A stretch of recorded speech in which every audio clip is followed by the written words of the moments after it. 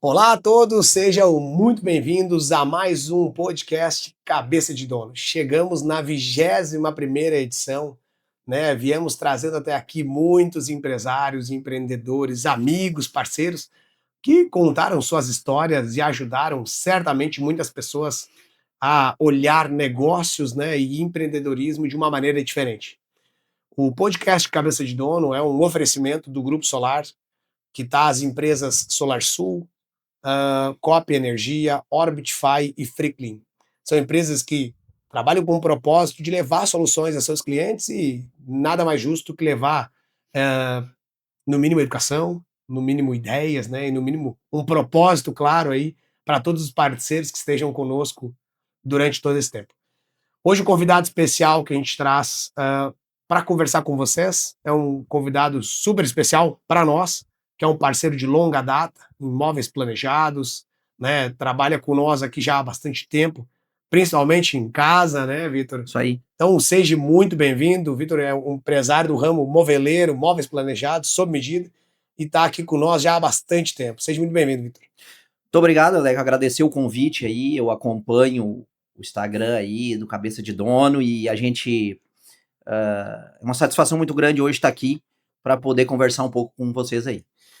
Bom, Vitor, eu acho que a gente precisa contar um pouco da história, né? E para contar a história da Casa Estilo, para contar a história do negócio que tu faz parte hoje, que tu tem hoje, a gente precisa contar um pouquinho da história do Vitor, né? De onde é que vem o Vitor, o que o Vitor faz. Acho que a dúvida sempre de quem está empreendendo é como chegou lá, né? Porque a gente vê muito empreendedor de palco, empresário de palco, e eu queria entender onde é que o Vitor se conecta com o empreendedorismo. Isso vem de infância? Me conta um pouquinho lá da tua juventude ou infância, para entender a tua história, né, de trabalho. Sim. Cara, desde minha infância aí eu sempre gostei muito, foi do futebol, né? Uhum. Foi do futebol, onde desde pequeno cultivando aquela ideia de ser jogador de futebol e tal, né? Mas eu sempre tive uma veia empreendedora também, porque na minha infância eu não lembro muito bem disso, né? Mas certa vez eu aprendi a fazer pulseirinhas, aquelas pulseirinhas com conchinha que se fazia, que se vendia na praia, que se vende até hoje. Uhum. Eu aprendi a fazer aquilo. Não sei te dizer, não lembro como eu aprendi, mas eu aprendi. Que idade? E devia ter uns 6, não, mais, né? 6 não, uns 9, 10 anos, talvez aí, a idade do meu filho aí, mais ou menos. Comecei a fazer aquilo ali, a mãe começou a comprar aquelas conchinhas pra mim, aquelas coisas. Na verdade, aquelas conchinhas que tinha, tem até hoje aquelas pulseirinhas de conchinha e tal, e aquilo ela começou a comprar pra mim, e eu fazia aquelas pulseirinhas, e um vizinho meu abandonou uma Kombi na frente da casa, na frente da nossa casa, e aquela Kombi eu comecei a usar como minha loja. Eu comecei a vender aquelas pulseirinhas pra quem passava, eu oferecia, né, aquelas pulseirinhas. E por incrível que pareça, aquilo as pessoas, acho que acharam interessante a minha iniciativa, e eu comecei a vender aquelas pulseirinhas. Aí depois eu passei para vender pedra preciosa naquela Kombi também, e nós tinha aquele envolvimento, nós, a gurizada, e acabava que eu meio que liderava aquilo, né?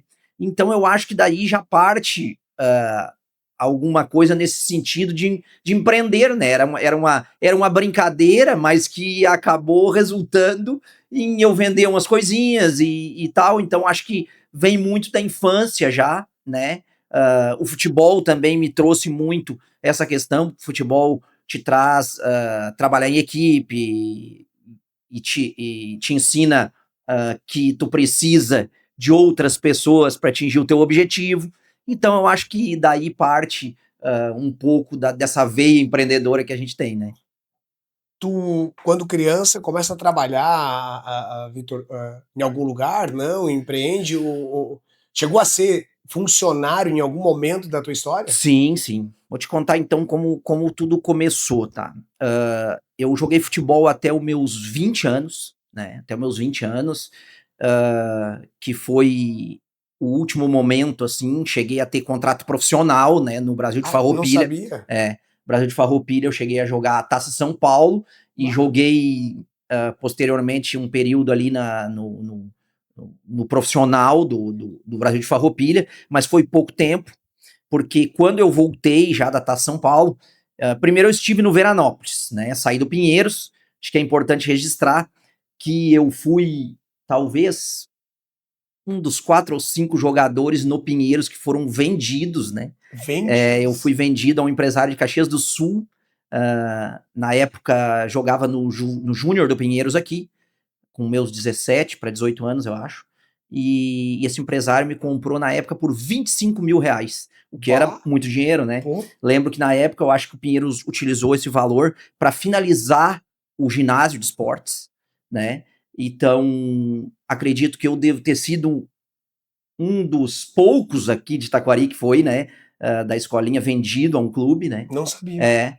E eu fui vendido a esse clube, o Veranópolis, que era um clube empresa na época, né? Um clube empresa, fui para lá, realmente estava numa fase muito boa, né, como jogador, e minha posição era lateral esquerdo.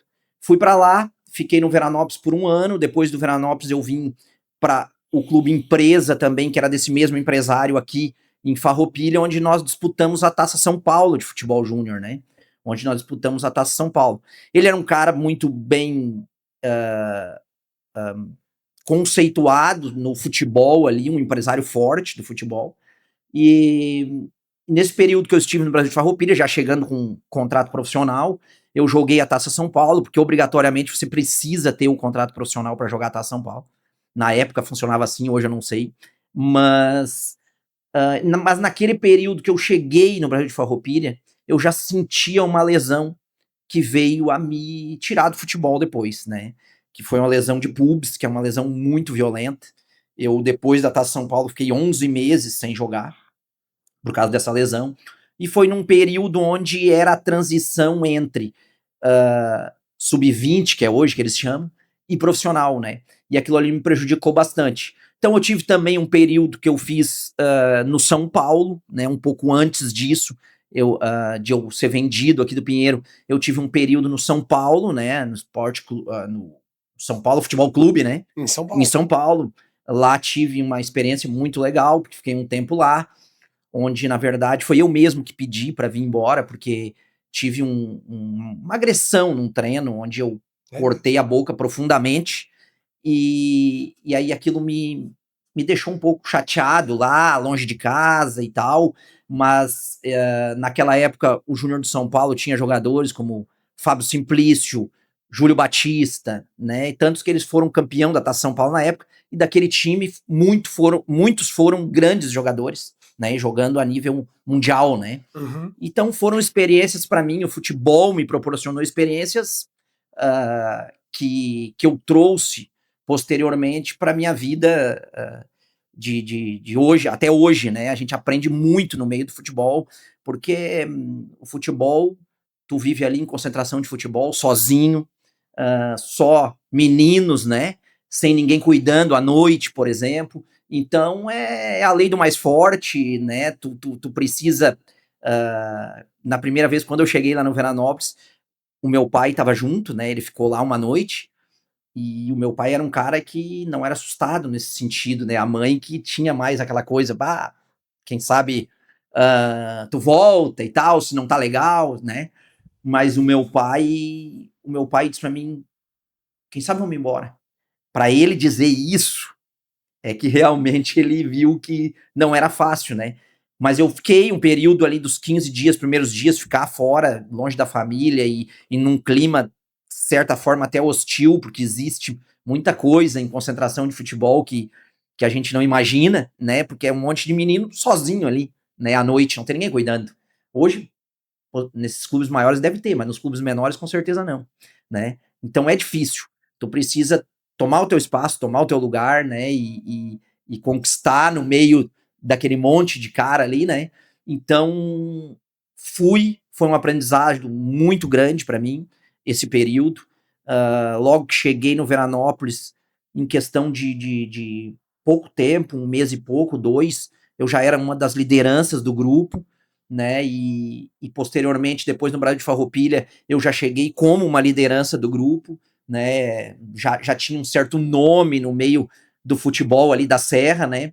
Na categoria sub-18, sub-20, que era a idade. Então, e ali me despertou muito, eu vi que eu tinha esse poder de liderança, né? Porque eu lutava pelos meus companheiros junto à direção de alguma coisa que a gente não gostava, eu que liderava, logo já me tornei capitão do time, então isso me trouxe um conhecimento grande nesse sentido de liderar pessoas. E no futebol tu lidera os mais variados tipos de pessoas e personalidades, né? E dali já começou essa coisa de eu estar à frente de grupos, né? Então, depois, quando eu fiz a transição para começar a trabalhar, o meu primeiro emprego foi na Sava Manutenção do Batista, que o Batista me deu a oportunidade de trabalhar com ele na manutenção, numa parada na manutenção, onde eu jogava no time de futebol 7 dele aqui, né? Então, naquela época, o Batista meio que empregava a galera para jogar nos times dele também, né? Então, foi o meu início, trabalhei ali, na Duratex, na Duratex e na Damar ali, na manutenção. Deixa antes de eu ir para te tirar lá da Sava, eu quero voltar um pouquinho ainda, porque eu acho que aqui tem um ouro aí. Às vezes a gente foca num adolescente muito para empurrar para estudo ou já para o trabalho.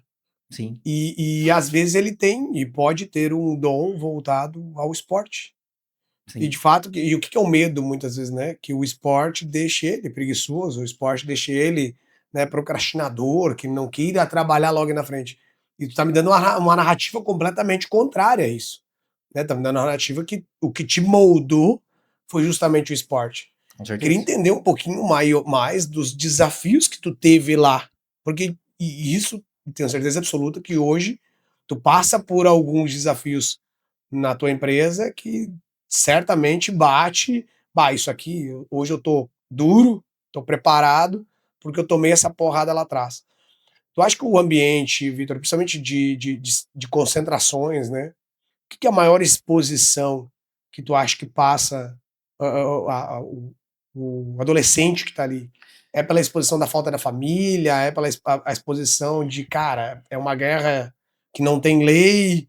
O que é o ambiente mais pesado? Né? Não é para tentar puxar o pesado. É para entender o que mais molda um profissional ali dentro, entendeu? Porque pode gerar, tu tá me trazendo como uma coisa positiva, Sim. mas poderia ter te gerado uma coisa negativa, sim, né? Sim. Não, a concentração, o futebol, o que acontece? Nas concentrações de futebol, a gurizada fica tudo junto, né? E muitas vezes. Muito abuso. Muitas vezes meio sozinho, abuso vamos físico, dizer ali, né?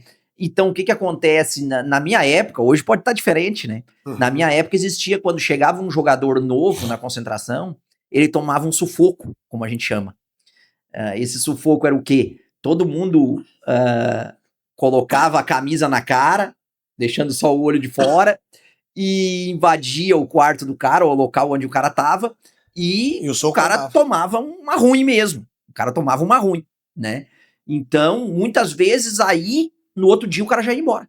O cara não aguentava aquilo ali, sabe? Então, aí tu vai me perguntar, tu passou por isso?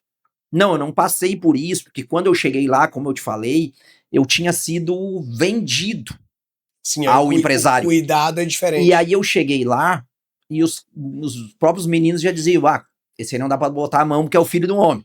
É filho do homem, né? Então, porque eu era o único lá que o empresário tinha comprado. O resto tudo era gurizada que ele arrecadou, de um time aqui, do outro time ali, pra né? Dar uma força. Pra trazer, pra formar o time dele. Então eu não passei por essa situação, porque quando eu cheguei lá também, já tinha alguns meninos que eu conhecia, que me conheciam, né? E eu sempre tive uma postura mais séria, assim, né? Que acaba de o cara... Pô, não vou botar a mão. Não vou, né? Mas eu passei por uma situação lá, que eu conto sempre, que tinha um cara que me roubava coisas, né? Ele me roubava coisas do meu armário, porque aí nessas concentrações de clube pequeno, a janta é às 6:30 da tarde, posterior a isso não tem mais alimentação, né? Então fica por tua conta. E os meninos não tinham dinheiro, né? E eu, né, minha família tinha condições nesse sentido de eu ter o meu dinheirinho de noite para me comprar alguma coisa para comer lá pelas 10, né? Então eu botava dentro do armário uma bolacha, uma coisa, e esse cara me roubava a bolacha. E aí, certo dia, eu vi ele roubando. E aí eu precisei tomar uma atitude, né? Eu precisei tomar uma atitude porque eu pensei, se eu deixar continuar isso, ele vai me roubar sempre.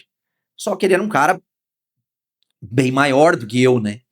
Mas eu tive que tomar atitude em cima dele, a gente brigou ali, né? Se agrediu, vamos dizer assim. Aí os outros geralmente deixam um pouco e só depois separam, né? Até pra ver quem ganha? Mas a partir dali, até foi uma única vez, assim, que eu acho que eu realmente saí fora, assim, do meu centro, saí fora, né?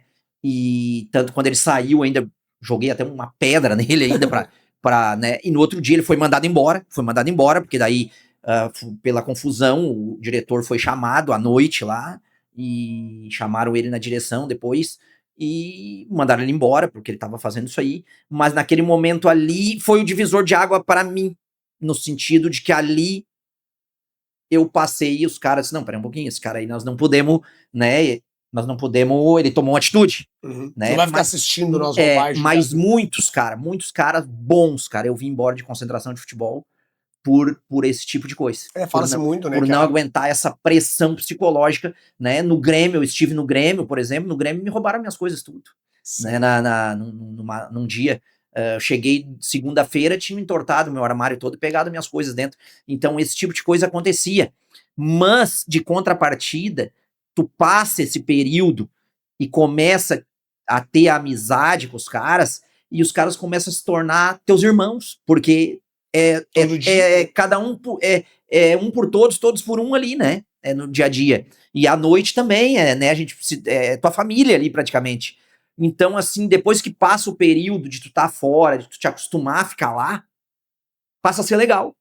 Porque eu acho que é muito parecido com o quartel, só que o quartel tem o comando. E o futebol não tem o comando à noite. À noite não tem ninguém lá. Pode ter um porteiro, uma coisa, mas não, o que tá acontecendo lá dentro, ninguém sabe. Então, a lei é nossa, vamos dizer assim, né? Mas, cara, eu fiz tanta amizade assim no futebol, de amizade forte mesmo, né? Porque depois que tu tem um tempo junto com o grupo, cara, começa a ter um elo muito forte. Isso te facilita nos negócios hoje, essa ambiência do futebol? Ou ele dentro da tua vida ele é uma caixinha separada? A vivência no futebol te traz, ela me trouxe, posso te dizer assim, que tudo na minha vida profissional, tá? Porque no futebol tu lida com todos os tipos de pessoas, né? E tu tem uma experiência ímpar, no sentido de que na hora do jogo todos sabem que precisa se unir para ter uma vitória, né? Que não depende só de um, depende de todos.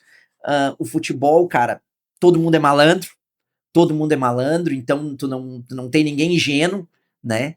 Então tu aprende a lidar com isso, né? Que hoje, numa situação de uma venda, de uma coisa, tu tem toda uma maneira, assim, de lidar com cada tipo de personalidade.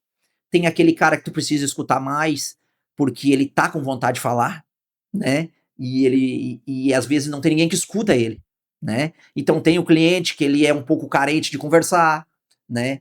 Tem o cliente que ele quer que tu conduza ele, do que ele...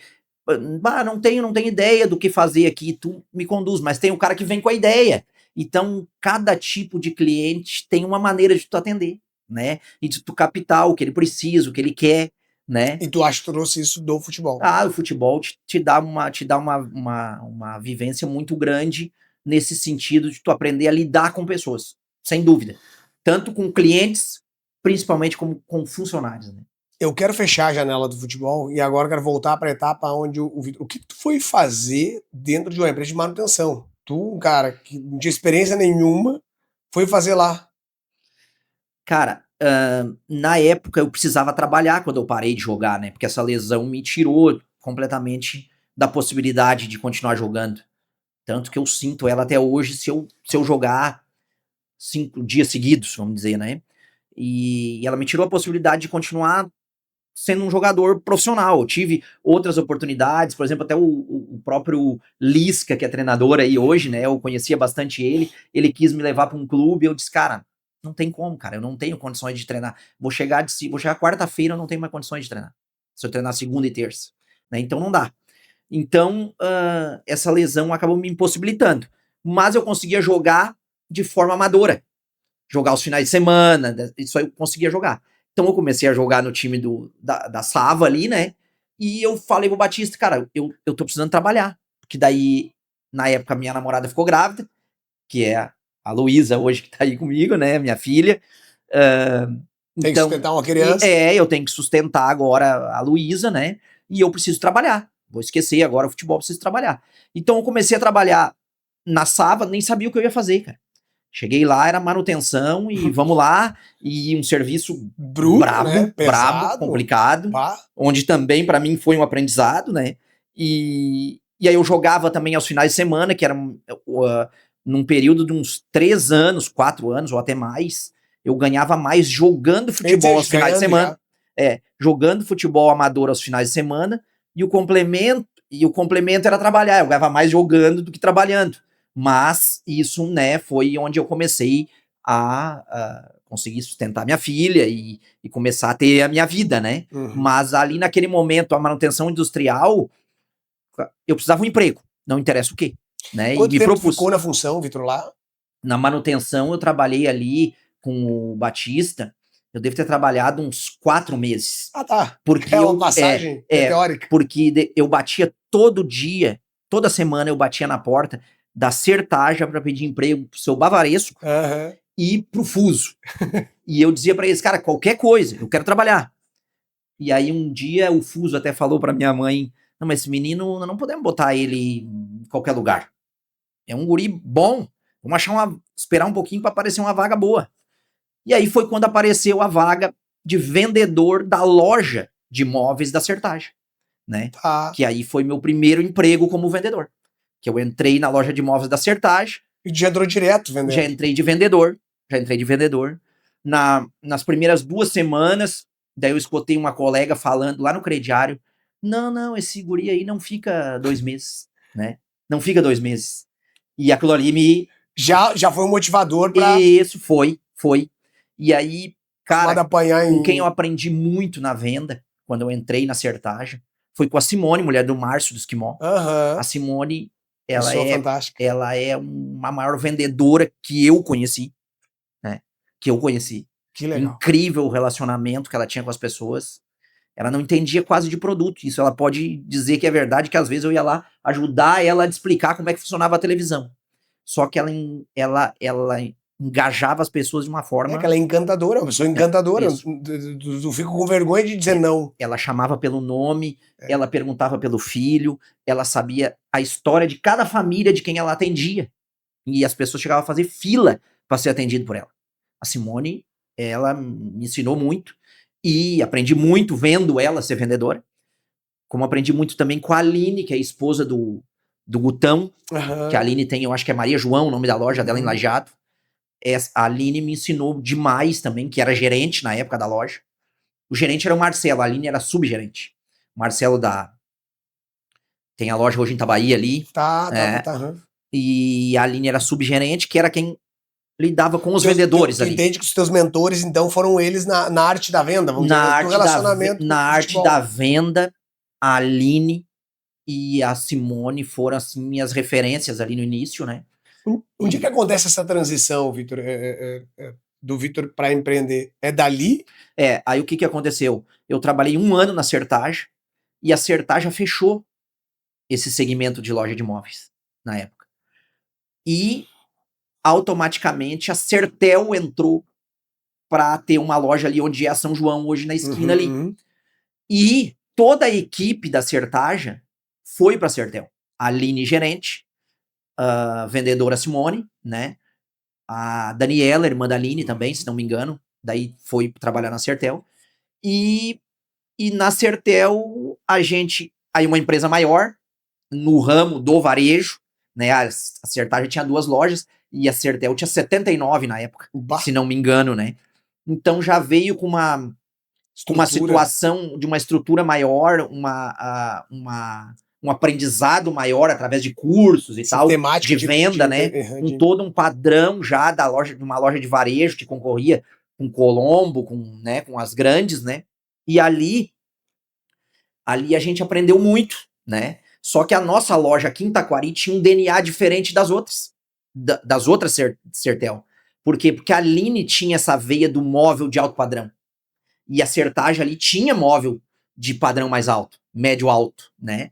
E aí a Aline trouxe isso para dentro da Sertel também, né? A nossa loja daqui de Taquari era uma loja mais bonita que as outras, era uma loja mais conceitual. Mais conceitual que as outras, né? E tanto que depois a Aline foi ser gerente da Home Class Sertel, que era em Lajeado, que foi ser aberta em Lajeado, que era uma loja de alto padrão. Ela foi para lá, e aí ficou outra gerente aqui, na época, que eu até não lembro quem foi. E então ali tudo iniciou para mim começar a gostar dessa parte dos móveis também, né? E ali na Sertel a gente aprendeu muito técnicas de venda e a gente evoluiu muito. Tanto que eu digo que daí depois eu fui gerente da Sertel, né? Eu fiquei 9 anos, na Sertel e os meus últimos 4 anos na Sertel foi como gerente, né? Então eu fui gerente da Sertel em Passo do Sobrado, subgerente em Lajeado, gerente em Charqueadas e gerente em Taquari depois. E ali a gente teve uma base muito boa. Porque eu te digo assim, ó, os gerentes da época, hoje todos têm negócio. E negócios que deram certo. Foram super bem preparados, qualificados. Muito bem preparado pela empresa. A gente tinha um suporte muito bom nessa questão de treinamentos e as equipes de supervisores guiavam muito bem a gente, né, nesse sentido. Então, assim, hoje, esses dias eu estava fazendo esse levantamento, eu tenho 5, 6 gerentes aí que têm grandes negócios hoje, que eram gerentes de lojas da Sertel na região, né, na época. Então, ali foi um aprendizado muito grande. E onde é que eu vi a oportunidade do meu negócio? Eu trabalhava na Sertel, tal, e vendia, e era bom vendedor e tal, e as pessoas chegavam e pediam por cozinha modulada. Tu tem cozinha modulada? Tu tem cozinha modulada? E aí eu comecei a pedir para os supervisores lá, para a gente colocar uma linha de cozinha modulada na época. Só para entender, o modulado é um projeto sob medida. O modulado não, o modulado é os módulos, tem um módulo de 70, de 80, de 90, e tu vai no papel, adapta. Na época mesmo, no papel, a tua cozinha tem 2 por 4, vamos botar os módulos e vamos fazer a cozinha no papel, né? E aqui ela já está pré-pronta, só tem que estruturar quais as peças. Exato, as peças, né? Que na época quem tinha era Capsberg, a Rose tinha também. Então aquilo ali a gente começou a trabalhar com aquilo ali e no primeiro mês, cara, que eu comecei a focar naquilo ali, nós vendemos 6 ou 7 cozinhas com valor agregado. Aquilo e o móvel na época ele tinha uma margem muito boa, né? E as lojas eram vistas através do lucro que ela deixava no mês. Né? E aquilo ali aumentava muito o lucro mensal, o lucro líquido. E eu comecei a ver aquele mercado era bom dentro da cidade. E eu disse, gente, nós precisamos treinar um projetista para que a gente passe para um outro ponto, que é o móvel planejado, né? Que o planejado, o que é? O planejado, qual é a diferença do planejado e do sob medida? O planejado, ele vai ter módulos com tamanhos determinados e alguns módulos editáveis, né? Isso é o móvel planejado. Que é para fechar o vão. Agora o móvel sob medida não, né? O móvel sob medida tu digita lá o tamanho que tu quer e, né? Que hoje é o que a gente trabalha, com móvel sob medida, né? Então, na época, a gente colocou isso, esse projetista, e o negócio começou a andar. E aí eu disse, chamei o supervisor um dia e disse, cara, o que eu quero fazer aqui na loja? Porque daí eu já era gerente. Já né? Tem o domínio para direcionar o caminho da loja. O que eu quero fazer aqui na loja? Nós precisamos, no andar de cima, transformar num showroom de imóveis planejados. Aí ele me disse, isso era em setembro. Ele me disse, cara, a empresa não tem ideia de fazer esse investimento. Não tem ideia de fazer esse investimento. Daí eu disse para ele, então eu vou fazer. Mas como assim? Tô te pedindo as contas. Quero sair que eu vou botar o meu próprio negócio. Só que eu não vou te deixar na mão agora. né? Eu tenho muita consideração pela empresa e eu vou tocar até final de dezembro para passar o final do ano e depois eu vou ter o meu próprio negócio. Daí eles vieram, cara, e me fizeram proposta para mim ficar muito tentadora. Mas eu tinha conversado com a minha família e tal, e eu disse: não é o dinheiro, agora é Propósito. o meu propósito, eu quero arriscar. E aí eu disse pra eles: cara, não perde tempo fazendo proposta pra mim, porque não tem proposta. É o que eu quero fazer, é isso, né? Então eu entrei em contato com uma fábrica de móveis de Antônio Prado, através de um representante que vendia estofado na Sertel. Ele me direcionou para essa fábrica de Antônio Prado, o Marcelo, o dono da fábrica, cara que eu tenho uma consideração enorme, foi um cara que me ajudou muito, né? Hoje ele não tem mais a fábrica, né, por alguns motivos pessoais e tal, mas é um cara que sabe muito de móvel sob medida e é um cara nota 10, né? E, e através dele, procurei a fábrica dele, através desse representante, conversei com ele e disse: cara, eu não tenho capital. Não tenho capital, porque eu pedi as contas, né? E ainda, para minha surpresa, que eu não sabia, que na época eu fazia faculdade de engenharia de produção e a Sertel me pagava 80% da faculdade. E aí, para minha surpresa, quando eu saí, era descontado, porque eu pedi as contas. Aí descontava. Então não me sobrou praticamente nada, né, cara? Buscaram o dinheiro inteiro da Na faculdade. verdade não sobrou nada, na verdade. Não sobrou nada, né? Porque eu justo, eles me mostraram lá, ó, tu que não te ligou, mas nós temos Eu que te descontar. pago o estudo desde que tu permaneça então como tu partiu de ti pedir pra sair, aí, né, vai descontar. E é injusto, né? Com a empresa também que pagou. Ainda eles fizeram, ainda foram bons lá pra mim e não descontaram tudo ainda pra sobrar um pouquinho lá, Sim. né? E aí eu disse, bom, agora eu tinha uma pastinha com uma dobradiça e umas madeirinhas dentro e o meu notebook para trabalhar a partir de agora com os móveis sob medida da fábrica Serra Móveis de Antônio Prado, né? Então, a partir dali não tenho salário, não tenho nada, saí da empresa. Agora saí da empresa e, cara, me lembro muito, cara. Eu quando saí, peguei e recebi, porque daí eu não esperava essa questão do desconto. Então, quando eu saí com R$ 2.500 negativo na minha conta. Bah! Ficou a minha conta do banco, né? Eu me lembro. Então, eu disse, poxa, agora, a partir daqui, eu vou ter que correr atrás, né? Vou procurar alguém que trabalhe como projetista junto comigo. Foi onde eu procurei o Alexandre, que trabalha até hoje comigo. Mostrei para ele, porque ele trabalhava com render pros arquitetos, e eu disse, vou trabalhar no ramo e tal, vou falar com ele. Conversei com ele, né? Paguei um curso do Promob para ele, para mim também. Fomos aprender o Promob, que é o programa onde se projeta os móveis, né? Que até hoje, que é uma empresa que hoje domina o mercado brasileiro e acredito que até internacional, no sentido de projetar móveis, um software de projetar móveis, né? E a gente fez o curso e viemos para cá para trabalhar em cima disso, móveis sob medida a partir de agora. Comecei a correr atrás de cliente, visitar a obra, né? Mas o dinheiro vindo da onde para ir visitar a obra, para correr atrás de cliente? Cara, tinha uma família, alguém que estava tentando te dar um apoio? Na verdade, você ancorou em banco? Onde é que na verdade, esse movimento, ele tinha que ser muito rápido. Pois é, né? Já estava Porque negativo. eu saí. Compra né? um curso. Custa mais quanto? O curso, cara, tudo eu fui jogando pra frente. Não, tudo bem, no cartão de crédito. Vamos devendo mais, já tava devendo vamos devendo mais, exato. E aí eu fui e comecei a procurar cliente diariamente, né? E vamos fazer, vamos projetar e tal. E aí eu comecei a campear o cliente, buscar e obra e tal. E assim, e começamos a fazer uma cozinha para um, né? Aí o cliente dava a entrada ali, eu pegava, negociei com a fábrica o quê? Mais prazo? Mais prazo. Tu vai ter que deixar eu respirar um pouquinho agora, né? Dá mais prazo e tal. Ancorou o teu prejuízo inicial no prazo do fornecedor, naquele momento. Exato, porque eu precisava pagar, né? Pagar essas coisas iniciais, precisava dar um sinal para a fábrica, e aí o que eu pedi? Eu preciso que tu me parcele 30, 60 e 90. Porque essa entrada do cliente eu poder trabalhar um pouquinho com ela, né? E ele, não, beleza, tranquilo, tu precisar ir, vamos tocar. Nome e crédito, né? A importância do nome e o crédito. Exato, e assim, um cara que não me conhecia, né? Te deu Um nome cara e que te não deu me crédito. conhecia. E aí, então, eu disse, não, vamos tocar. Só que eu fui indo e chegou um momento ali, no primeiro mês, porque aí nesse meio tempo, o que aconteceu?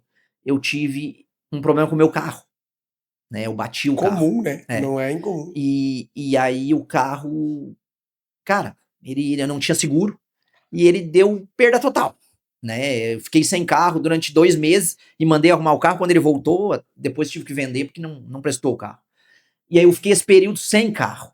E aí esse período sem carro foi na base da bicicleta, eu fui a pé, enfim, né? Taquari pequeno, eu fui me virando, eu e o Alexandre na época. O Alexandre também já estava junto comigo. Eu tirava as medidas, eu e ele fazia em casa e tal. E eu também, nos reuníamos na casa da minha mãe ali, fazia, né? E aí eu disse, cara, vai aparecer, a coisa vai fluir. Mas aí um dia eu cheguei em casa, cara, que daí parece que as coisas a dar errado, né? E aí um dia eu cheguei em casa ali na minha mãe e disse pra mãe, e nisso a Sertel querendo que eu voltasse. Te cozinhando. É. E aí eu disse pra minha mãe, bah, sabe que eu acho que eu vou desistir. Vou desistir, vou voltar pra Sertel, porque a coisa tá virando uma bola de neve. Eu não vou conseguir dar conta disso aí. O processo de fazer o projeto e vender não é rápido, ele é lento, que a pessoa quer definir, né? Ele tem um processo mais. Então eu acho que eu vou ter que voltar. Aí a minha mãe me disse assim: se fosse fácil, ninguém. Todo mundo ia abrir o seu negócio, se fosse fácil. Não é fácil, claro que não é fácil. E isso que está acontecendo é Deus te colocando os empecilhos e os obstáculos para ver se tu é forte o suficiente para chegar onde tu quer chegar, né? Então, se tu vai desistir na primeira, né? Aí vai ficar complicado. Uma coisa eu posso te garantir: comida eu e o teu pai te damos. Nós não estamos numa condição financeira para pagar tuas contas. Isso tu sabe que não. Mas comida tu vai ter aqui, né? Então, a tua filha, isso tu fica tranquilo que a gente consegue te ajudar. Mas eu sabia que eles não tinham essa condição naquele momento para me ajudar de forma. E até eu nem contei para eles a questão de quanto eu tinha a pagar, né? Senão eles De coisas. Mas nem dá. Eu também nunca fiz isso, porque se tu contar para alguém qual é o tamanho do teu desafio, tu deixa a pessoa no hospital, eu acho. Exato. Porque o empreendedor, ele é solitário. E aí aquela coisa que tu traz lá do futebol, dentro do vestiário, tu tá sozinho. Quando tu chega na vida do empresário, e tu tava falando, eu já fazendo o link lá direto. Tu tá sozinho, Victor. Tu tá sozinho. Esses momentos que tu tá trazendo aqui agora, eu tenho certeza que tu tava sozinho.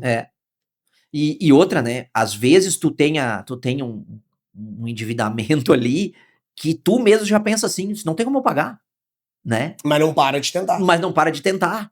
E que hoje eu digo que para quem pensa em empreender, a dificuldade é muito grande.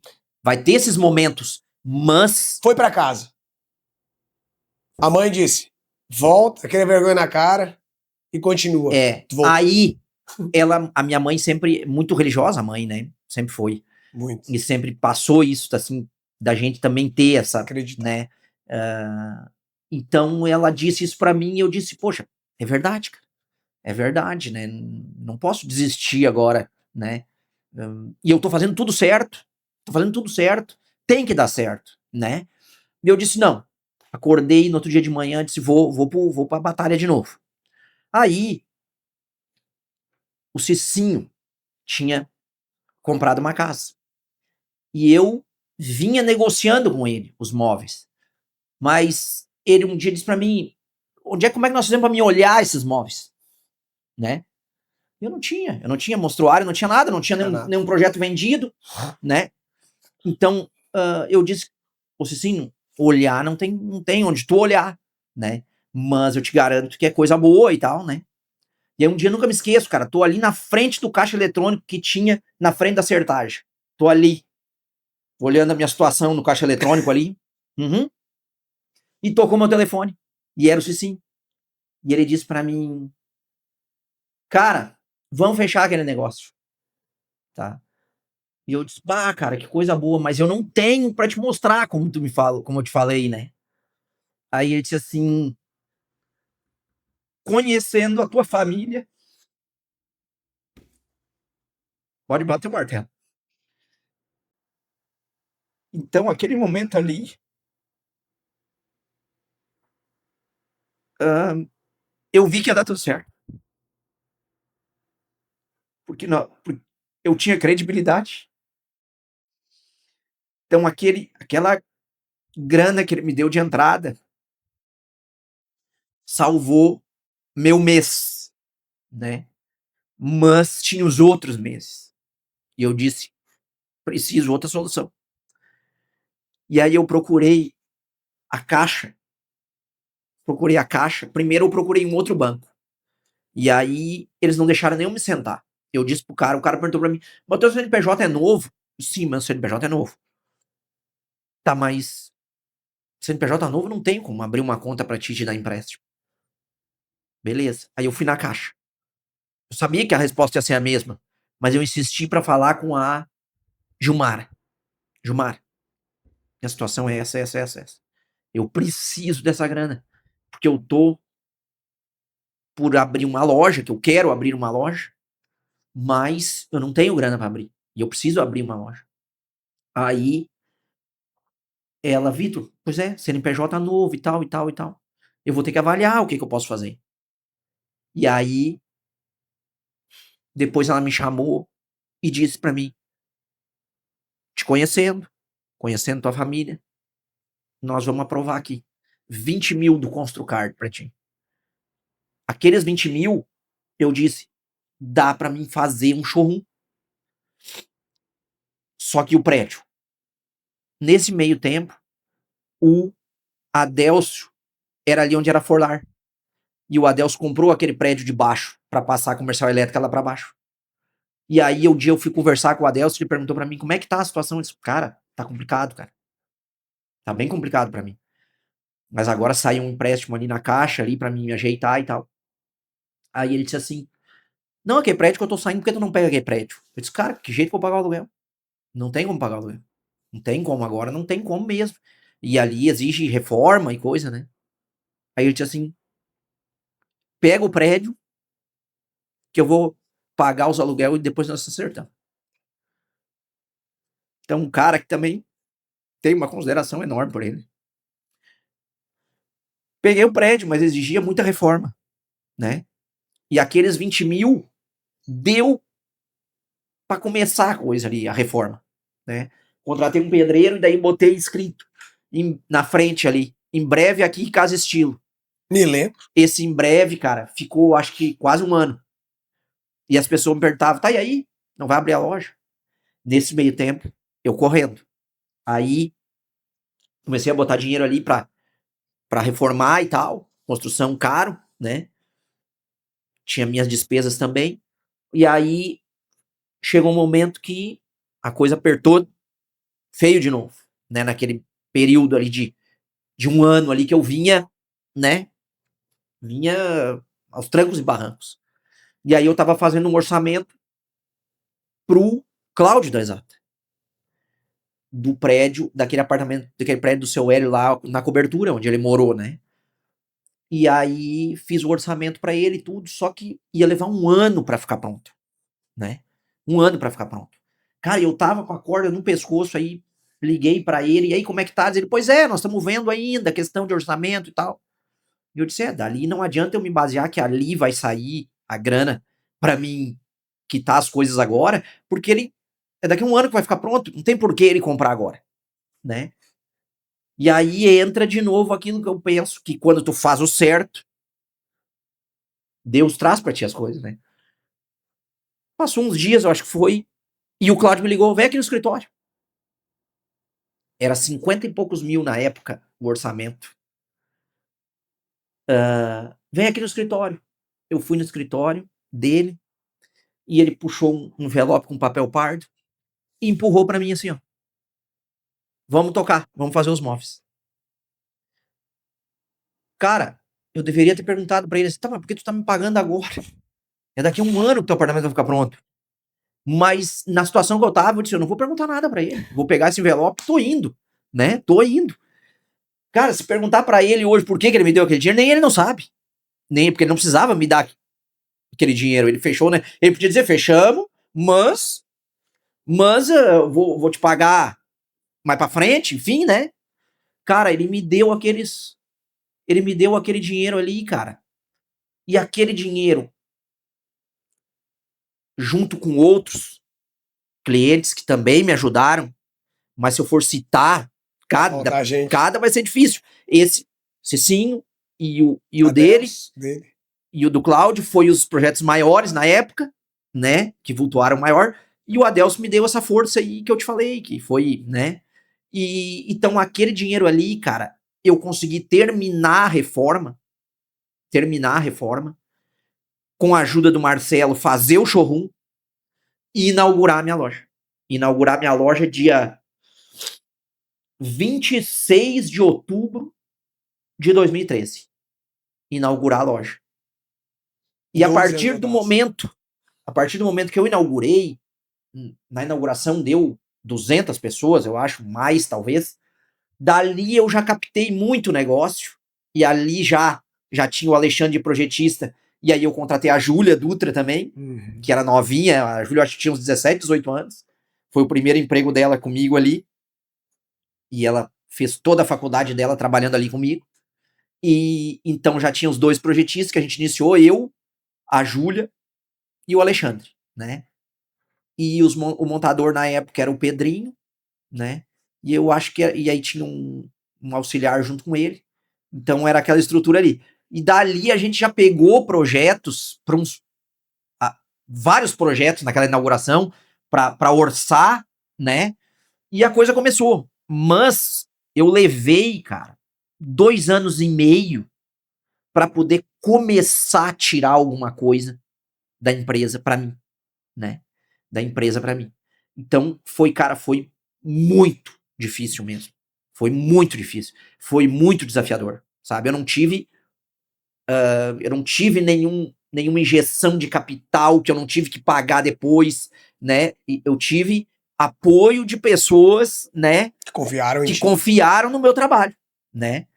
Depois eu pra frente vinha acertar com o Adelso, até através de umas trocas de mercadoria, não me lembro direito o que, mas a gente se acertou, mas ele me deu aquela força toda ali, né, e era um cara que eu sempre buscava conselho com ele também, cara nota 10, né, mas então, daí surgiu, dessa forma surgiu a Casa Estilo, aos trancos e barrancos, né, e que, cara, não me arrependo um segundo, né, mas foi bem difícil.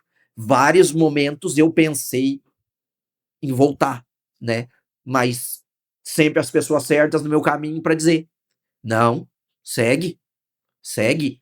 Então isso, né, ô Leleco, torna a gente muito forte para estar aqui, né, para seguir, né? Cara, primeiro, obrigado. Eu tô até emocionado em te escutar. Tu sabe o quanto eu gosto de ti. Eu não tinha escutado a tua história ainda.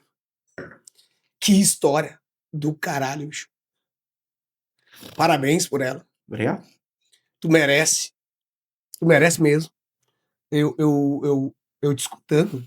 Eu vivi ela contigo aqui agora. Eu não consegui falar. Porque eu ia te atrapalhar. E porque eu ia chorar junto contigo como eu tô agora. Porque é muito lindo a tua história, tá, Vitor? Parabéns por ser esse cara que pegou o dinheiro do cliente, entregou o que tinha que entregar, o honrou. O dinheiro da mão do Cláudio foi Deus. Foi. É aquele momento que Deus acha. Foi. Aquele momento que o Adelso te dá 12 meses, sei lá o quanto tempo, é Deus. Certeza. O Cicinho na ligação é Deus. E cara, isso é poderosíssimo, sabe? E a gente, como empreendedor, empresário, tem que entender que tem parte que é Deus que faz.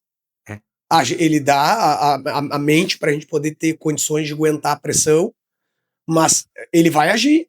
Vai. Confia que ele vai agir. Certeza. E ele age. E eu não tenho dúvida que toda vez ele agindo. Só que tu também tem que continuar, tem que perseverar, né? Tem que continuar fazendo bem feito, não tentar atalhar.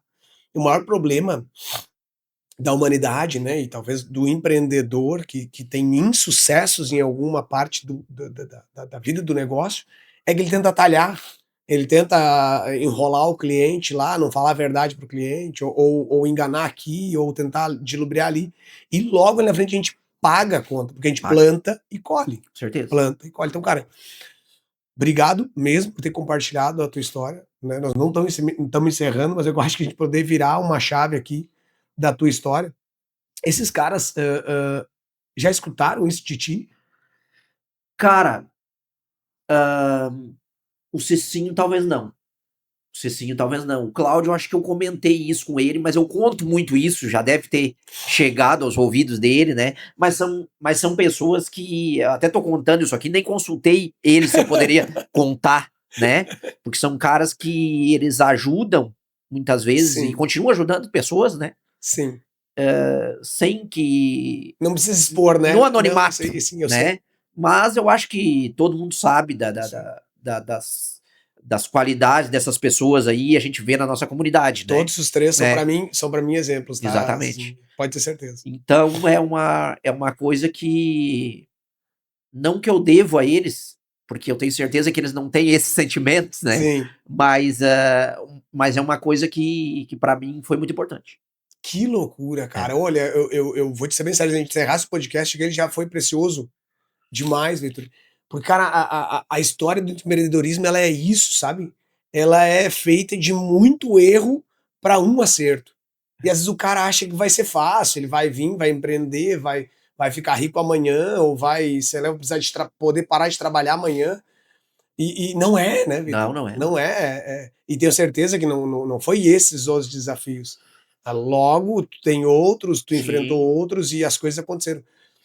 Vamos tentar trazer a Casa Estilo até aqui. E uma coisa, né, que eu ia deixar só registrado assim, que daqui a pouco eu esqueci de pessoas, esqueci de citar, mas não que eu esqueci, né?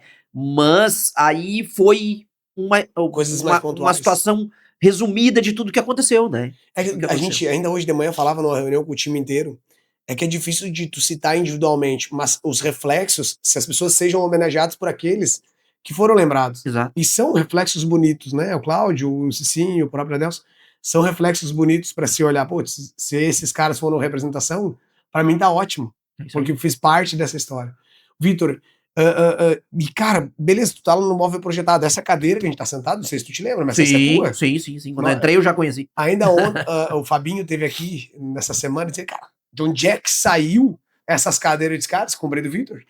Isso, mas comprei do Vitor há 5, 6, 7 anos. O problema foi que a gente foi lá e sentou na cadeira.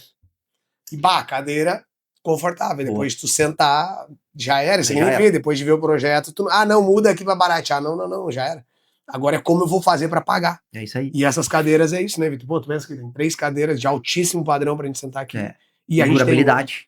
E tem hoje para todos os funcionários, né? Então, hoje, tu entrar dentro da nossa operação, tem 50 e tantas cadeiras aí, ou 60 cadeiras, exatamente iguais, com qualidade, e estão ali há 5, 6 anos aí, com exatamente a mesma cadeira. A mesma cadeira. Então, às vezes investe mais caro, mas investe uma vez só. Aí tu investiu bem, né? O grande problema das pessoas é querer comprar barato e não comprar bem. Comprar barato e comprar bem, elas estão basicamente juntos. Tu vai estar comprando barato mesmo pagando mais caro. Sim. Porque o comprar barato é comprar só uma vez, né? Exatamente. Então a pessoa não faz esse movimento de lá, bom, vou olhar os fatos. Vale a pena eu investir 5 cadeiras ao longo de 10 anos, vale a pena eu comprar uma cadeira só nesses 10 anos. Nesses 10 anos. E eu acho que foi exatamente o que a gente fez. A gente comprou bons materiais que as pessoas ainda hoje elogiam 5 anos depois de comprado, ou mais, né? Tem cadeira com mais idade. E, enfim, eu acho que, de novo, o teu trabalho que tu faz lá é lindo e te estudando tua história, então nem se fala. Como, Vitor, tu leva o teu produto de um médio padrão para um alto padrão? E aí, como tu leva essa comunicação? Pô, beleza, tu me disse lá, tu tá passando um pai de desafio hoje, tu atende o estado inteiro daqui. Sim. Como que faz isso? Como que chega nesse desafio todo aí e chega no dia de hoje? Com essa loja linda, com as 2 lojas lindas, né, que tu tem, e, cara, atendendo o estado, só cliente, né, vamos falar médio e alto padrão, e é o teu produto, a tua loja já posiciona isso. Sim. Como chega nesse cliente? Cara, eu acho que o ponto fundamental é que eu sempre digo para os meus projetistas lá e para os meus montadores. Eu faço para o meu cliente como se eu fosse fazer para mim, né? A exigência que eu coloco é como se fosse fazer para mim. E eu sou um cara chato, com acabamento, com com prum, tem que estar retinho, tem que estar. Então eu sou um cara muito chato. Então até os próprios montadores brigam com isso. Cara, vamos fazer como tem que fazer, porque se ele vir olhar não vai passar, né? Então não é 2 trabalhos, né? E isso eu consegui hoje colocar isso na cabeça dos meus montadores, né, e dos meus projetistas também, porque a alma do negócio, quem trabalha com móveis sob medida, é o projetista e o montador, né. O montador eu diria que é talvez 70% do negócio, né. Então se o montador for bom, né, o teu produto vai elevar o padrão, né. Se o teu montador for bom, o teu produto vai elevar o padrão. E o que é o grande diferencial que eu vejo hoje? De eu ter projetistas, que são meus projetistas, o Alexandre é meu projetista desde que abriu a minha empresa, né, estava junto na minha história, e o Júnior é meu montador, ele entrou alguns meses depois, né. O Pedrinho, que iniciou, hoje é meu montador. E o filho dele também. Então eles têm a essência do meu negócio. Eles sabem como é que funciona. E isso, porque o MDF, cara, o MDF ele é igual em todas as empresas, né? Hoje tu tem a diferença onde? É em ferragens, dobradiças, corrediças, né? Essas coisas, a perfumaria do projeto que a gente chama, que isso eleva o padrão do projeto, né? Mas eu acho que o ponto fundamental para te atingir um mercado de médio alto padrão é o comprometimento, a segurança que tu passa para o cliente e a perfeição na execução. Né? A perfeição na execução é o que vai te levar a um outro patamar, porque a nossa maior propaganda é o boca a boca. É o cara visitar a tua casa, né, que eu fiz a tua casa, e ir lá olhar e dizer, poxa, os caras são bons. Quem foi que fez? E isso vai passando de cliente para cliente e a gente atinge um cliente lá na praia, por exemplo, que não conhecia a Casa Estilo. Fez por indicação de um outro que fez com a Casa Estilo e que já foi indicação de outro, né? Sim, é um E produto muito assim na a base da coisa indicação. vai indo mais longe, né? E aí, claro, o produto de alto padrão, o produto de médio alto padrão, a execução dele tem que ser perfeita, né? E essa é a exigência que a gente tem com os nossos montadores, com o nosso projetista. E eu acho que um grande diferencial também é o acompanhamento, tá? Eu acompanho. É difícil uma montagem que eu não vá. Claro que hoje Não te limita já também, tomou querendo uma ou não. proporção maior, então tem alguma que pode que eu não vá, mas eu tento ir a todas, né? Pelo menos fazer uma visita final lá para ver como é que tá tudo. A gente tem um sistema que a gente monta bastante projeto grande, né? Então o sistema monta tudo primeiro, depois faz um pente fino de tudo aquilo que precisa ser resolvido, providencia as peças e faz antes do cliente reclamar, né? Antes do cliente reclamar. Para que quando o cliente vá olhar, ele já não tenha mais nada a reclamar, né? Tá tudo certo, tá tudo ok, né? E o que te leva também a conseguir galgar um mercado de médio alto padrão? Prazo de entrega, comprometimento com a data de entrega, né? Isso que eu já citei, a montagem com qualidade, o projetista, o produto que tu oferece, que hoje a gente tem um produto de indústria, né? É um produto um pouco diferente da marcenaria, né? Na forma de executar, na forma de montar. E, cara, o fundamental, assistência técnica, né? Porque hoje o que eu vejo muito, eu ganho muito negócio, tá? Cliente que diz assim pra mim: eu fiz com o fulano, mas o fulano deixou um problema lá em casa e nunca foi lá resolver. E aí agora eu vou fazer contigo aqui, porque já me falaram que tem um trabalho de assistência técnica e tal, que é muito eficaz e tal. Eu disse, isso é um grande diferencial, Porque que é o pós-venda, né? É o pós-venda. Assistência técnica às vezes parece que é o pós-venda. Depois de estar instalado, tu voltar para corrigir uma luminária que caiu, que pode acontecer, a madeira vai trabalhar, uma fechadura que cede, porque o peso da porta tá muito para a fechadura. É isso aí, eu me expressei mal. No caso, o pós-venda, né? Que venha te gerar uma assistência ao cliente. E é natural, né? Natural. Eu vejo que a marcenaria ela é muito natural. Que ela exista um pós-venda dali 30 dias ou dali 6 meses. Que é o uso, né? Exato. Às vezes uma porta que eu uso mais, ela vai tender a forçar para baixo, né? Ela abrindo e fechando, a abertura ela tende a riar. A trabalhar. Então, o que acontece assim? Eu sempre digo pro cliente, eu não vendo só o projeto para ti, eu vendo o projeto e o plano de saúde dele, né? Eu tenho que te dar esse respaldo. Então, hoje, com a evolução dos projetos de interiores, existe muita iluminação, né? O teu LED pode queimar, a tua fonte pode queimar, eu tenho que saber onde está colocada a tua fonte. Então, o rumo que o mercado de interiores tomou, ele não é mais para amadores. Tu tem que projetar tudo, tu tem que saber onde está o teu reator que vai queimar e tu vai ter que trocar e tu não pode queimar. E vai queimar, e aí tu não pode desmanchar o móvel todo, né? Tu tem que ter um planejamento para isso. Uma gavetinha para abrir, para tirar fácil, para manutenção. E outra, tu pensa, eu vou chamar um eletricista para arrumar isso. Não, o eletricista não sabe, ele não sabe onde é que tá. Tu tem que chamar, é o montador. Né? Então hoje, por exemplo, eu tirei da minha equipe de montagem um montador bom para trabalhar apenas na assistência técnica. Na manutenção. Na manutenção, no pós-venda. Então, o que acontece? Esse cara, ele resolve todos os problemas necessários que surjam, né? Então, assim, e tem a questão aquela da virada dos 5 anos. Porque os projetos, eles começam a aparecer uma dobradiça que tá com problema, uma corrediça que tá com problema, às vezes 5 anos depois, né? E aí começa a vir a demanda. Dos 5, eu já tô na demanda dos 10 anos, e tu tem que estar dando o respaldo, assistência pro cliente, né? Então tem muita demanda de assistência técnica para esse cliente que comprou há 5, há 10 anos, e ele tem que estar respaldado. Por quê? Porque é um produto muito durável. Pois é isso que a gente fala agora. Tu imagina, na verdade, por uma regra de mercado, basicamente em 5 anos o cara quase estaria trocando já.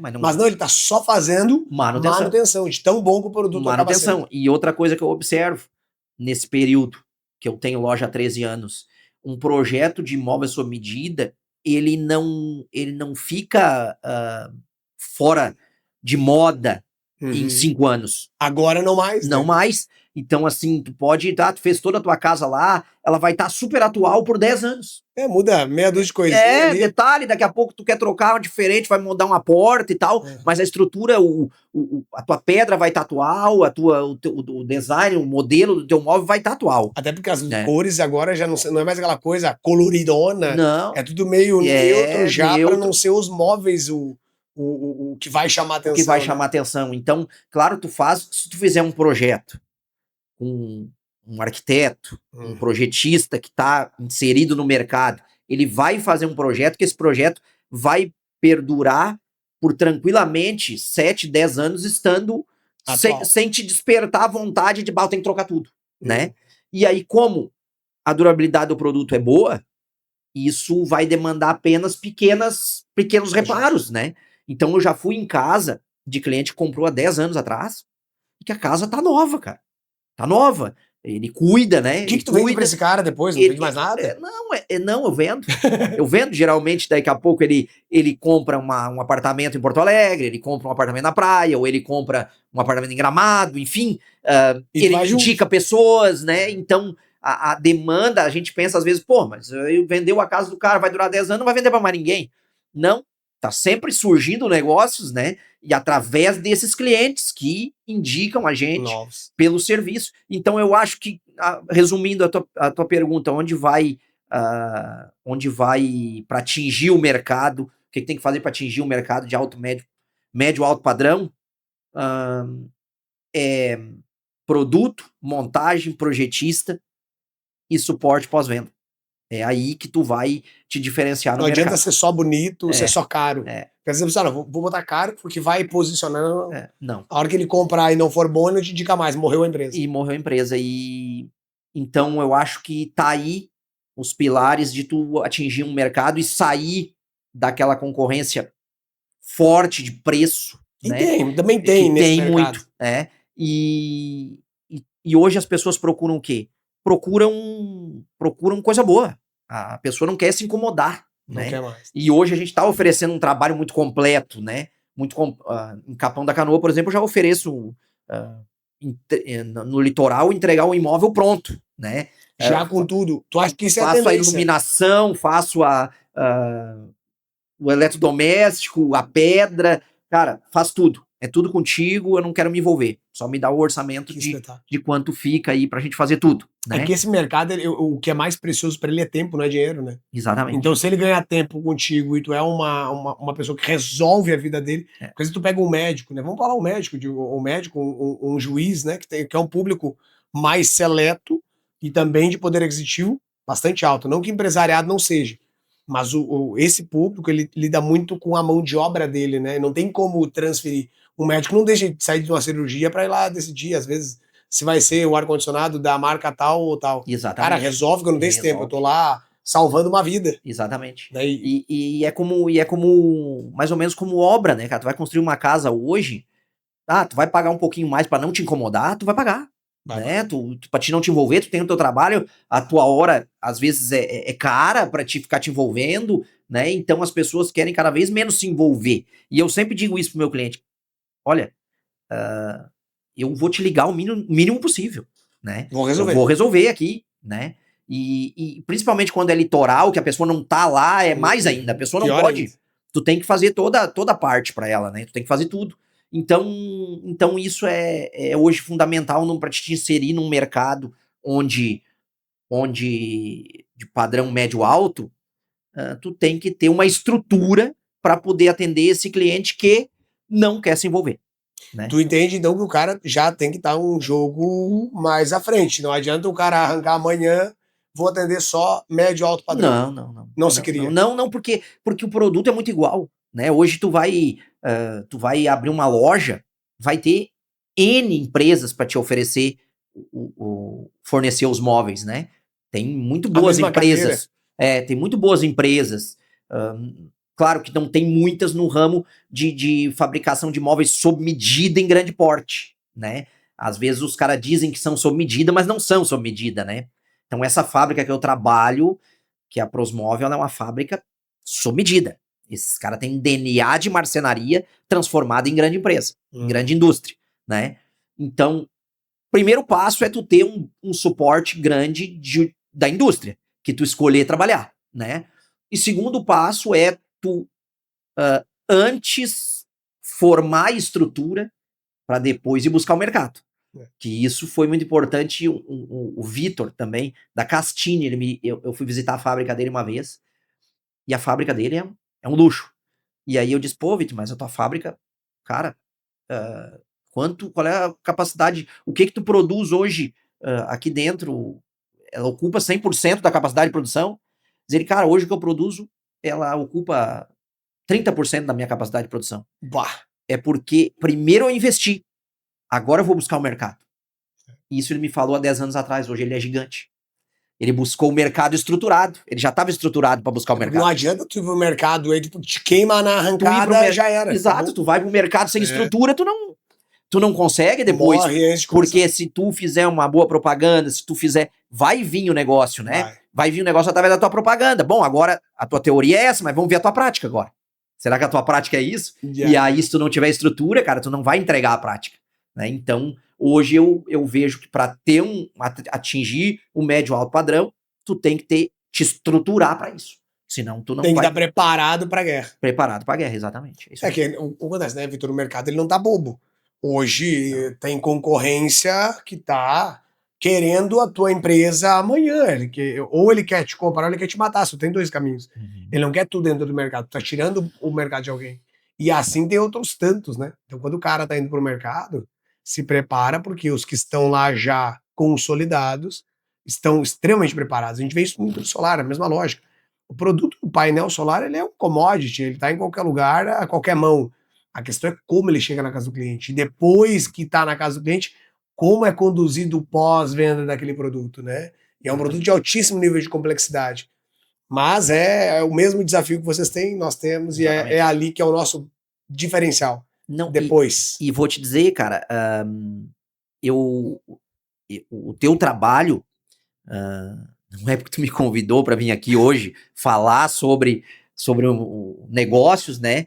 Que eu vou te dizer isso, mas assim, para mim, o teu trabalho é referência no teu ramo. Sim. E ele traz muito pro meu ramo também, né? Eu vejo o trabalho que tu faz, tanto de divulgação, de mídia, daquilo que tu diz entregar e tu realmente entrega, porque a gente vê as pessoas que são teus clientes comentando, né? Então, e mais ou menos é parecida a situação. Tu também atingiu um mercado, né? Através da qualidade do serviço que tu entrega. É verdade, né? O marketing é lindo. Tu fala lá que acontece e pica. Quando o cliente bota a mão no produto, ele sente. Se ele não sente aquilo que tu fala, é uma mentira. Já era. Ainda hoje, uma das coisas que eu trouxe, a gente fez uma reunião mensal, hoje é dia 1º, então hoje é o dia da batida do ritmo dos próximos 20, né? Sim. A gente só vai até 20 de dezembro, ali acaba o ano. E aí das 10 coisas que a gente estreitou na pedra, que a gente aprendeu em novembro e manteve como posicionamento, é vender a verdade. Sempre. Independente da situação, é vender a verdade sempre. Nós fizemos uma campanha, uma ação, ela começou no dia 1º, ela encerrou no dia 30, e durante toda a ação, o trabalho com o cliente era vender a verdade. Se era um copo de vidro ou era um copo de cristal, nós tínhamos que estar vendendo a verdade. Por que as empresas fazem, né, Vitor, em algum momento desses de campanha? Como está todo mundo eufórico, querendo comprar, e de fato é uma boa oportunidade de compra porque o preço está mais agressivo, não é que ele está barato, é que ele está mais agressivo. Porque uma série de acordos, né, que aconteceram para aquilo acontecer. É uma parceria com o fornecedor, com o transportador, com o cara do crédito. Todo mundo ornou para que aquilo ali acontecesse. Então ela não está mais barato. Ela está mais viável por uma estruturação, mas não está mais barato. Só está para comprar melhor. E aí o que acontece? A gente viu muito no mercado. As empresas vendendo e chega lá na hora de entregar o cliente, pum, toma uma surpresa. Porque lá no contrato não estava claro que era um copo de vidro ou de cristal. Aí o cara entrega o quê? O de vidro. O de vidro. Mas eu pensei que era um de cristal. Não, mas estava no contrato. Poderia ser vidro ou cristal.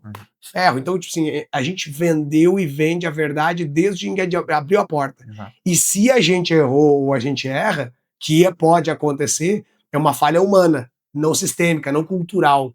Né? E isso é uma coisa que às vezes o cliente, como nós e contigo também, ele tem que dar a oportunidade do outro lado. Porque, poxa, nós temos uma operação com 80 funcionários. Vitor, a cultura ela é uma só, mas a falha ela é individual. Sim. Certo? Então, quando um profissional errar em algum processo dentro daquele contexto, eu dou o direito ao erro. Mas eu preciso que o cliente me dê a oportunidade de corrigir. Porque foi um erro isolado de um funcionário, seja ele lá na instalação, na sujeira, seja ele em esquecer uma telha no telhado, seja ele num aperto de um disjuntor, seja ele no monitoramento, seja ele qual for o processo. Uma falta de retorno é um processo que não é cultural. Ele é um processo individual de um erro de uma pessoa. De um erro de uma pessoa, claro. E eu não posso ser chicoteado, eu não posso ser escravizado à falha de um humano, porque todo mundo é ser humano e está cabível a errar. Só me deem a oportunidade de corrigir. Então a gente culturalmente protege a verdade e protege o bom trabalho, a proximidade com o cliente. Então, só para contextualizar, né, porque é uma coisa que está muito no nosso dia hoje e rotineiramente a gente bate muito sobre isso. Porque se tu tá vendendo a verdade, cara, não tem erro. Tu falava na tua história ali, cara, não tem como dar errado, eu tô fazendo tudo certo, Exato. Eu tô vendendo a verdade. É isso aí. Cara, o produto é muito bom e eu acredito nele. Não vai dar errado, eu não acredito que ele vai dar errado. Se ele der errado é porque tá no tempo errado, mas vai dar, seja daqui um mês, daqui um ano, daqui 10 anos, vai dar certo. E eu acredito muito nisso. Um dia que tá dando errado, cara, respira que nós estamos no caminho certo. No caminho certo. Agora, se vai dar certo daqui uma semana, um mês ou 10... Porque se tu fizer de forma correta, tu fizer com boa intenção, vai dar certo. Vai. Em algum momento vai dar certo. Tu pode passar um perrengue ali e tal, mas as coisas, o vagão vai voltar pro trilho, Vai voltar né? pro trilho. Então não é difícil fazer as coisas dar certo se tu fizer certo. E outra, mas não tá dando certo, eu vou modificar. Não, tu tem que ter um caminho, né? Eu vou continuar nesse caminho da verdade, de falar o que é pro meu cliente, de cumprir com aquilo que eu combinei, né? E vai dar certo. Então, na minha experiência é isso, cara. Foi difícil o caminho, foi difícil percorrer, mas eu nunca saí daquele trilho em momento algum de que não, eu prometi, é isso que eu vou entregar. Muitas vezes aconteceu de, por exemplo, eu dar um orçamento errado. Acontece. Tenho que honrar. Tenho que honrar, não posso chegar pro cara lá agora e dizer, não vou te entregar porque isso... Não, né? Que nem tu disse, um erro humano que acontece ali no meio do caminho. Num cálculo, né? E pode acontecer. Então, essa mesa aqui veio com aquele cantinho ali machucado. Pô, mas não vou trocar esse tampo todo por causa daquele cantinho. Não, eu tenho que trocar. Eu tenho que trocar o tampo todo, né? Mas vai custar... Não interessa. Né? É então, parte do teu compromisso. É parte do meu compromisso que eu cumpri contigo de te entregar, né? Então, o caminho é esse, cara. Cara, nós podíamos ficar aqui o resto do dia, mas nós estamos com um compromisso de tempo de tela. Que é para a pessoa poder ir a Porto Alegre nos escutando, de Porto Alegre na praia nos escutando, ou vai fazer academia nos escutando. E esse compromisso, nós já estouramos ele. Vitor, eu quero primeiro te agradecer por tu ter vindo aqui dividir a tua história. Porque, cara, eu cresci muito com a tua visita e com a tua história. E espero que quem esteve nos escutando e nos assistindo cresça também.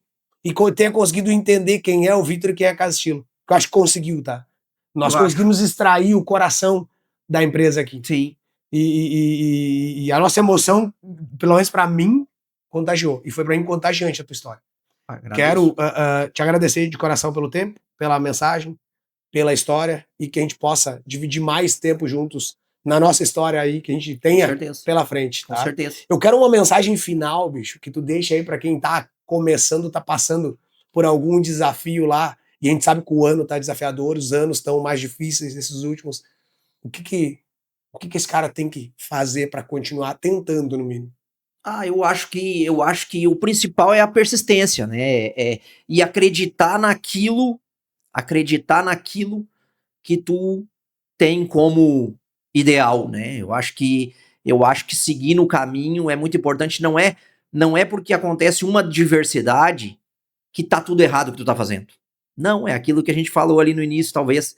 Deus coloca os obstáculos para ver se tu realmente é aquilo que tu quer. Porque muitos falam, eu quero isso e vou seguir, mas no obstáculo que aparece já é motivo para desistir. Que foi o que eu falei lá. Eu acho que assim, não é porque deu errado um detalhe, ou 2 detalhes, ou um período deu errado, que tá tudo errado. Não. Aí é hora de avaliar, a hora de ver o que pode modificar para seguir no caminho, mas tu tem os sonhos, tu tem a vontade de fazer aquilo ali, faça certo, faça bem feito, com boa intenção, e aquilo que eu disse que é uma coisa que eu sigo muito, faça como se fosse para ti o que tu vai fazer pro teu cliente, que, cara, dificilmente vai dar errado. Bicho, sem palavras. Obrigado. Eu agradeço aí muito a oportunidade, né? E tô aqui conversando com um cara que eu admiro demais o trabalho, tá? Admiro demais o trabalho. Um amigo e um grande profissional que traz tanta coisa boa aí pra nossa cidade. E esse programa, pra mim, cara, show de bola. Show de bola, obrigado. Parabéns. Obrigado, tamo junto. Valeu. Gente, encerramos aqui mais um grande podcast, Cabeça de Dono. Encerramos a 21ª edição. Estamos indo para o encerramento, né, da primeira temporada, que encerra agora em dezembro, trazendo mais 3, 4, quem sabe, nomes aqui para a gente contar suas histórias e trazer boas ideias para fechar o ano com chave de ouro. Estamos juntos. Até semana que vem. Um forte abraço. Fiquem com Deus.